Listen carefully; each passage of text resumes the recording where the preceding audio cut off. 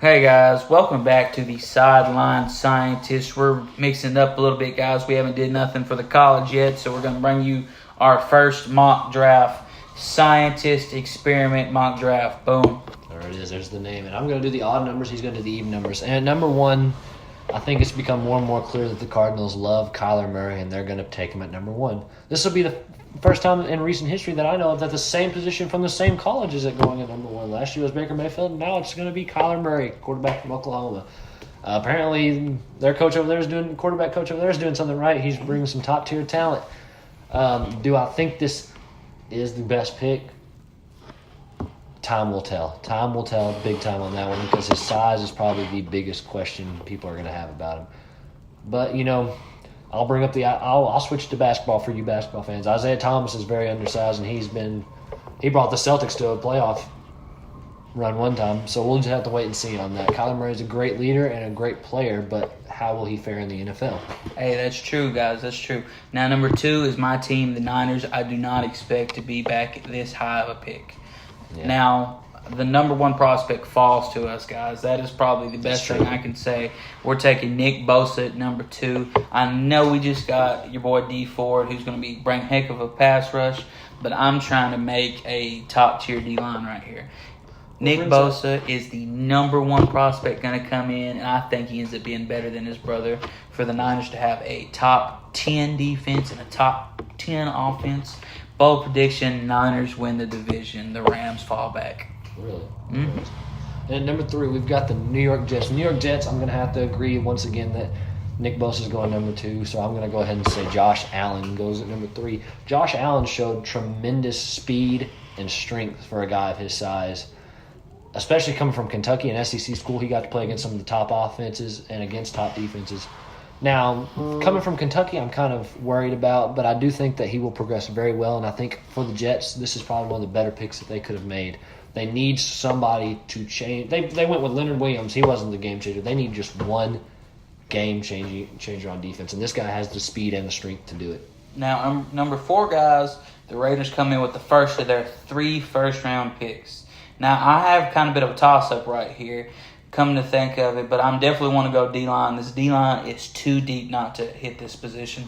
Now, Quinnen Williams is there, but I really like how Maurice Hurst developed for the Raiders last season. Yeah. Now, I'm thinking what we're going to do is we're going to go Rashawn Gary out of Michigan. He really had a great combine, shown how truly athletic this kid was, and he was the number one prospect coming out of his high school year for a reason. I mean, that's over all these guys that just jumped up over him here, and I think he could be the pass rush that they missed last year when Khalil Mack got traded. That's true. Coming in at number 5, and this is if the stars align. It's almost as if the stars align for the Buccaneers. We get rid of Quan Alexander-Sim to the 49ers, so we get the next best thing. Now, I know they have Levante David. That's a great linebacker. But I think Bruce Arians really needs to attack this linebacker. He needs to build a solid front seven, and then the rest will fall into place for him. Devin White is probably the best leader at linebacker, probably the best pure linebacker you're going to get out of this draft, and I think that's who the Buccaneers need to attack. 6 here is the Giants, and I will say the most easiest pick I've seen in several mock drafts was Dwayne Haskins to them because of how bad Eli Manning is doing. But I'm not the hugest fan of Dwayne Haskins, honestly. Coming to look at it, at future picks, looking at Justin Herbert and Tua Tagovailoa and Jake Fromm and just a few coming out these next few years of how good they could be. So I don't want to pick him here for the Giants. And Quinnen Williams has slid enough to me. And this defense has lost enough playmakers. Quinnen Williams is going to be the easiest pick because we're going to go best player available because the Giants, after trading Odell, after getting rid of Snacks Harrison, after getting rid of Olivier Vernon, after getting rid of Landon Collins, they're really devoid of talent, and I think they need this franchise corner piece on the D-line. All right, guys. The next is the Jacksonville Jaguars. And after they lost Malik Jackson, they really got to attack D linemen as well. And Montez Sweat's probably the best edge rusher left that we're going to go with. Montez Sweat put up that 4.38 40. And athleticism has been one of the most underrated traits coming into the NFL now. If you are athletic, fast, just all around speedy. I think that's probably one of your best bets you can go with. And Montez Sweat, the only reason you're going this high, and I'm going to be honest with you, is because of the combine you had.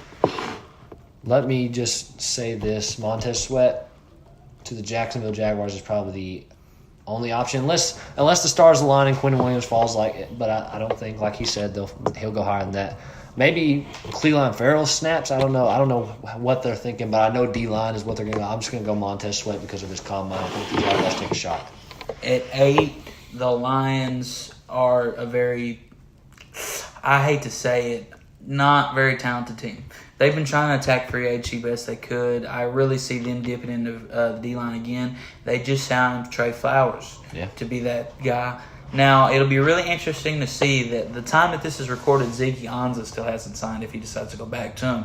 They won't need DN anymore if they get both of those guys. I don't think they'll want to do anything big for those guys, though. So I could see them going receiver here. DK Metcalf has a possibility right here, but I like Cleveland Farrell to them to give them a heck of a D-line for the future with Trey Flowers and Cleveland Farrell, who is a winner from Clemson. And a good thing you mentioned that because number 9, the Bills, I really think they will take DK Metcalf if he falls this low. Falls this far. Falls this far. Yeah, let me say it this. Let me say this right. He wasn't an outstanding receiver. Don't get me wrong. We didn't hear his name until you saw the ripped body picture of him. But then his combine results were out of this world. Sure. But then I dove a little deeper into it, and he ran a 40-yard dash. One of the top 5 in receivers, but he ran a 20-yard shuttle and a 3-cone drill slower than Tom Brady. Golly. So what does that mean? That means either he's not a very good route runner, That's a big or his change of direction is not very good. It's gotta be. So the Bills will take him here, but I know the Bills are very big risk takers. They went on Kelvin Benjamin that one time, and he was an utter fail. Hey, that's true. So they got to find something, and this is probably the playmaker. They're going for a playmaker, I feel like, to help out Josh Allen, and then his name too. Yeah, that's right. There's so many Josh Allens now. That's ironic, isn't it? Yeah, they really got to get him a playmaker. That someone needs to follow in the Tyreek Hill footsteps, and I think DK Metcalf could be the next guy to follow in that footstep. Hey, that's true, and a heck of a bigger size because Tyreek Hill's quite a smaller guy. Now, number 10, I got the Denver Broncos here, and this probably is the easiest pick I can possibly make. Yeah. John Elway has been having horrible luck at the quarterback. Finally trading for Joe Flacco, who is very well a decent quarterback. Now, the one knock you've been hearing about Dwayne Haskins, who has fell all the way to 10 here, at this point, is he needs somewhere to sit for a minute and learn. Look how Patrick Mahomes did sitting and learning. Look how Jimmy Garoppolo did sitting and learning. Aaron Rodgers did it. Aaron Rodgers sat for 2 years, sat and learned as one of the best quarterbacks. I just gave you 3 of probably the top 10 quarterbacks in the league. Yep. So to think about that, I want to say this is probably the biggest fit I can think of. Getting Dwayne Haskins to the Broncos because he's a big guy, strong arm, can make the throws in that cold mile high. Mile high, that's a big thing right there. Now this team has a lot of talent. They got 2 of the best edge rushers in the league. Getting Bradley Chubb at 5 last year. And I think that if he gets them and Joe Flacco keeps them decent with the addition of one of my new favorite coaches, Vic Fangio. Look at how he did the Niners defense and the Bears defense. He's going to have that defense just right. And then Gary Kubiak coming out to basically be the offensive coordinator. If you really want to look at it, they're co-head coaches right here. Yeah. And Gary Kubiak's got the offense. Vic Fangio's got the defense.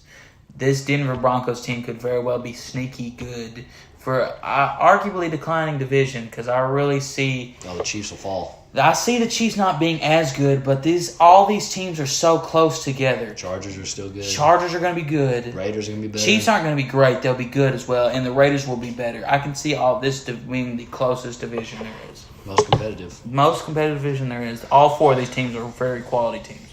All right, guys, it's been a top 10 mock draft for you. Probably the only one we'll get out because the draft's in less than a month away, I think. So until next time, this is Sideline Science.